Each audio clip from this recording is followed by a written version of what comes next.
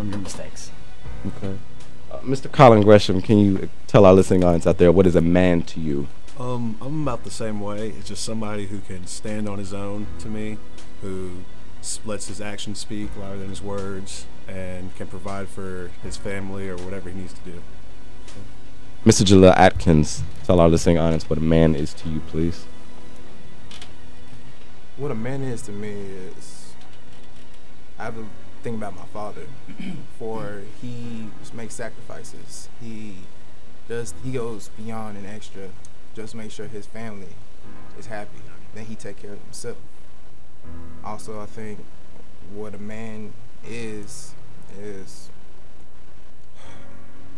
pretty much a guy who goes out and knows his own values, his own morals. He knows what's right, what's wrong, and he doesn't let nobody sway him from his decisions.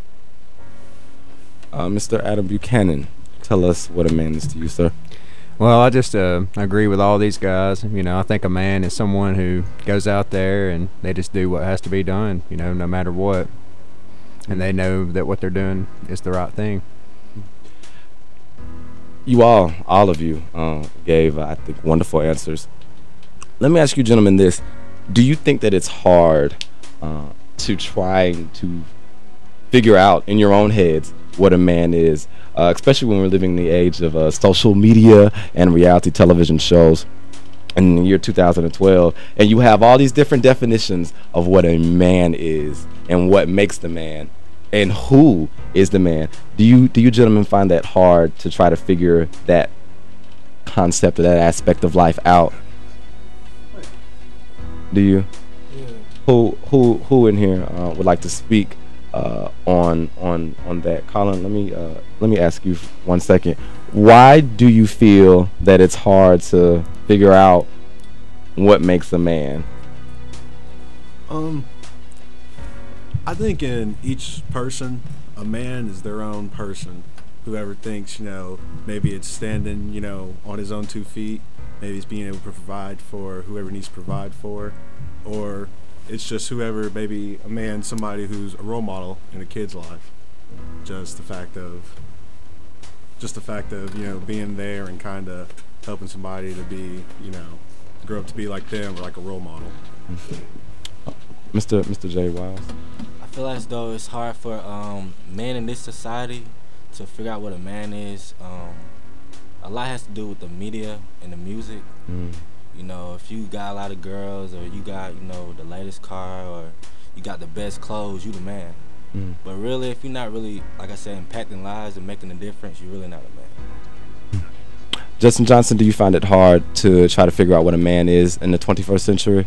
Yes, I do, but for me, it wasn't, because I feel like I had a good role model in my father.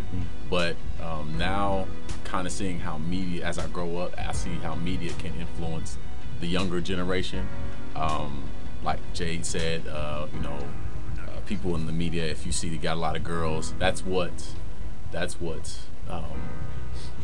pretty much how we see a man who has the money, who has the women and everything.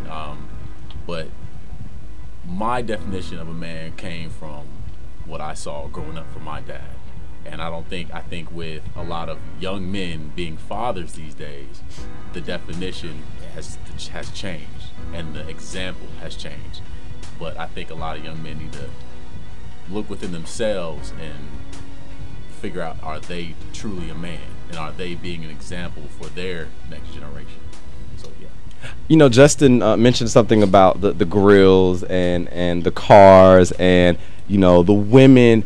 Let me ask you all this. When you see those kinds of things on television, does a part of you kind of wish that was me?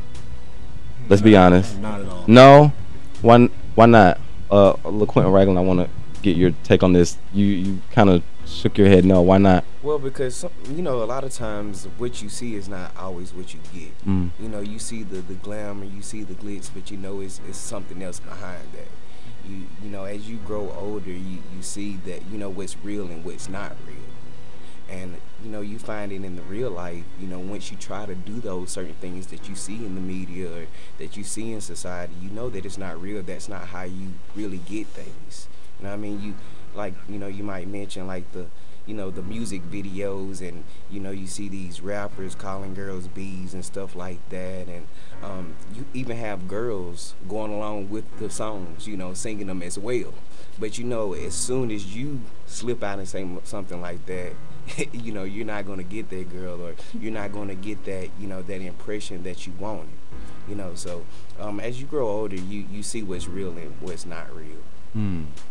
When you come in contact with, I'm speaking to all of you now, when you come in contact with another man and he tries to, as some people say, size you up or one up you, or try to make you feel that you are less of a man because of whatever particular thing or whatever particular reason about you, that he's trying to make you feel less of a man, how does that make you feel? And do you succumb to another gentleman trying to size you up, or or is it easier for you to stand firm and say, no, I'm a man? I'm gonna go ahead and get Adam Buchanan's remarks on that. I don't really let it bother me, because clearly he's not a man. He's got something wrong in his life. He's just going around, being like, hey, look at you, you're not a man. I'm gonna whoop you, blah blah blah. So yeah, it doesn't really bother me at all. Does it get easier with age, or does it get easier with time, or does it get easier through circumstances? Experience. Age, experience, all of the above. Yeah. All of the above. I want to go ahead and touch base on men and their interaction with women, and some of the things that really inspired me, or inspired us rather, here at Late Night with Edmore III to want to do this show.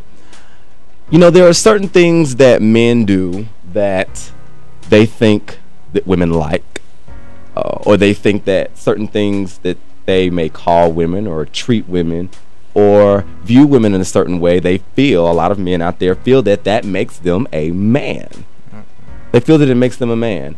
Let me ask you this: what are some of the negative things out there that you all, as gentlemen, what are some of the negative things out there that you all know are what some people say no-nos, or just not a good idea when it comes to men and their treatment with women? This is what I see. I have first of all, my parents have been together for 21 years. So I see my father treat my mom with absolute respect. I see none of him hitting my mom. I don't hear him calling her out the name. I also have a sister, 18 years old. So when I go around to campus, this is not my only school I've been to. I've also been to South Alabama. So going to both campuses, seeing how men will go up to approach women, they'll grab them by the wrist and bring them over here, or they'll call them out the name, or especially when we go to or you go to a club scene where it's just absolutely just chaos. I don't picture the girls, I picture my sister, and I'm like, if they doing this to females right now, it's like I don't want my sister to be in the same environment, because it's cool when you're by yourself, it's just you and that other girl, that's how they see it. But as soon as you put your family member, your sister, somebody close to you, The perspective changes. yes, and it's like, oh no, don't do that. That's when you want to man up and be like, no, that's my own family. So I feel very strong about that. But when you say like, a man approaches, grabs their wrist and everything, a lot of women entertain that, and it's kind of like, how do we stop a man from doing that if women are still entertaining that? Calling them out their name, not asking them their name first, shawty, whatever. How do we stop that? And if it's still being entertained, why would a man stop?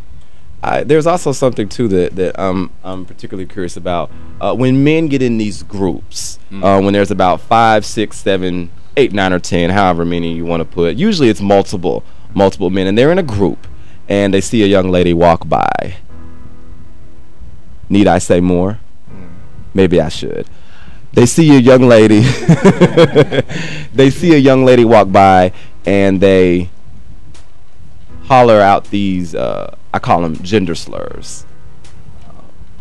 Words that I hope they wouldn't call their mother.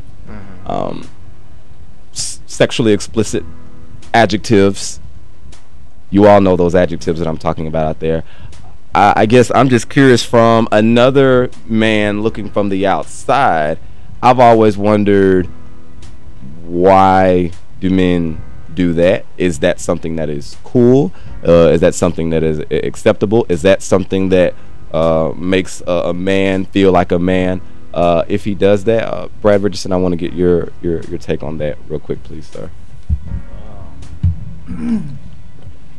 All right, so why do guys do that? I think it goes back a little bit to what he was saying earlier, because women these days are entertaining those things. But that's an age-old adage, is that the saying? Like, girls in guys' heads always seem to go after the bad guys, and so they try to be that guy. I'm not justifying it whatsoever. I think it's a horrible practice, but that's why I think some guys do it. Tyler Stone? Yeah, I think it comes down to kind of like when you're around your friends and they kind of start calling it out. It's kind of like that playful banter. It's kind of like the same. Oh, I have this many girls under my belt. To try and justify and make yourself seem manlier, but it's really just bringing down women. Which at the same time, I know some women who enjoy it but play it off like they don't. But I think that it's always been around to an extent, but it's breaking out more with as much social media as we have, that you see it more too. Do you think this is a struggle for men to understand this fact that that may not be something appropriate? The title of tonight's show is called Struggles, Strides, and Desires to Improve. Is this a struggle? LaQuentin, Ragland, I saw you raise your hand a second ago. Yes, I think it is, and not only is it a struggle for men, but I find it that a lot of young women are entertaining this because they don't have that father figure in their life as well. So they don't have that father figure there to teach them, hey, don't let a guy talk to you this way, or they don't have that, in their life as well. So, they accept it. They're getting that attention, that void that's being left from their own father. A trend that I noticed here, that I noticed each and every one of you have said, is that it's the women. It's the women that are accepting that. It's the women that are answering to those kinds of terms and those kinds of words. Is this kind of shifting the blame sort of to the women, or is this no? Not at all. No. Why do you say that? Because if you it's just like a baby. They're born innocent. I mean, you have to teach a person certain things. So if they don't know any better, then you can't blame them, because they have that void in their life. So it's it's a thing about experience, not only experience, but learning from other people. If your mother was raised in a domestic violence situation, hopefully it would teach you that's what you don't want in your life. You know what I mean? So a lot of times our experiences are really other people's experience. Jaleel Atkins, you mentioned something that spoke so true to me. You mentioned your mother and you mentioned your sister. Well, Jaleel Atkins, I'm sure just like many other gentlemen here in this room, I have a sister. I have a sister and I have a mother. And what upsets me as one guy or one fella or one man, when I see other men do things like that, I think about my mother and I think about my sister and how I would feel if I was walking with my mother or I was walking with my sister somewhere and I heard a group of guys call them that. Yeah. I wouldn't be too happy about that. And I've actually had those kind of conversations with my mother and my sister. I said, if we're walking together somewhere and a group of guys are standing about somewhere and they say that and I'm standing there, what do you want me to do? And you know what my mother and my sister said? Ignore it.